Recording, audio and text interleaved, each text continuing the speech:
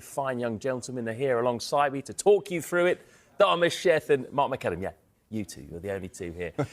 What a way to spend my Friday evening with you two guys. I'll tell you what, let's start with Brian and Mbeumo, Dharmesh, because it feels like there's been a big breakthrough in the last few hours. We should really file this one under saga, I think, the length of time that this one has taken. The entire transfer window, we have been talking about Brian Mbeumo's potential move from Brentford to Manchester United. Well, there has been a breakthrough, as you mentioned. Manchester United have agreed a deal with Brentford for Brian Mbeumo. The deal in total is worth £71 million.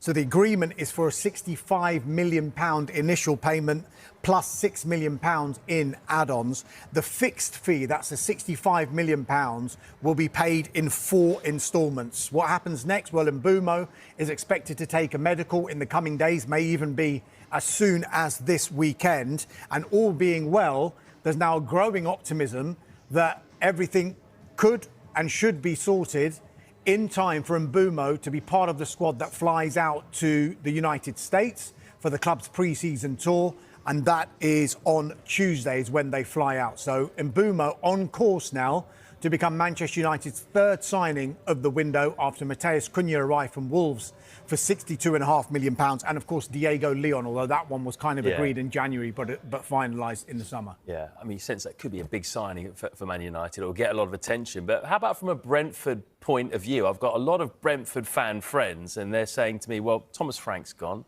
and Mbeumo's about to go. What about Yoane Wissa? Surely we can't let him go as well.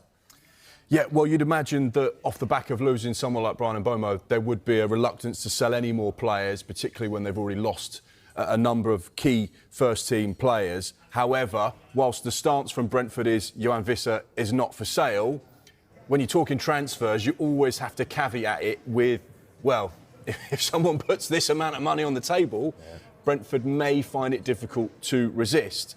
Now, we know that there is a lot of interest in Yoane Wissa. We know that Nottingham Forest failed with an attempted bid in January and earlier in this summer. We know that there is interest from Tottenham Hotspur and Newcastle United as well. But so far, Brentford have been able to resist any potential offers from these other football clubs. We know that he has 1 year plus a club option further year on his contract, which gives them a slight advantage in this situation. He's 28 years old, so he's getting to the latter stages of his career. And of course, it's one of those players that's been so influential. He's been so special under Thomas Frank whilst he's been at Brentford and developed into a really important figure for them. You can understand why Brentford say, we don't want to sell all of our star players. We know that that could be leaving us in a perilous position if we were to do that. So therefore, the price tag may have just gone up a little bit from what it was this time last week. Now that they're going to lose... Finally agreed a deal with Brentford for the signing of Brian Mbeumo. They've gone backwards, they've gone forwards, they've gone backwards, they've gone forwards. Finally, the deal is agreed. I'm joined by Dharmesh Sheth. Dharmesh, what else can you tell us about this one? Yeah, it looks like the saga is close to coming to an end. This started about 6 weeks ago, didn't it? Manchester United making that bid of £45 million plus £10 million in performance-related add-ons. Then another bid went in worth £62.5 million. I think Brentford were really, really steadfast and stubborn in their approach to this. They had a figure in mind and they said, we are not going to go anywhere below that. And finally, the two clubs have met, and it is a deal worth £71 million.